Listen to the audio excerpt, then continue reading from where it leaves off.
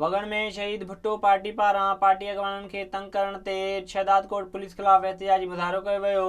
लाला हफ़ीज़ पठान, अनीस ख़ास खेली, जावेद चांडियो ऐं ॿियनि जी अॻवानी में प्रेस क्लब आॾो एहतिजाज कयो वियो। हुन मौक़े ते अॻवाननि चयो त शहदादकोट पुलिस शहीद भुट्टो अॻवान मुनीर अहमद बिरोई खे बिलाजवाज़ तंग करे रही आहे।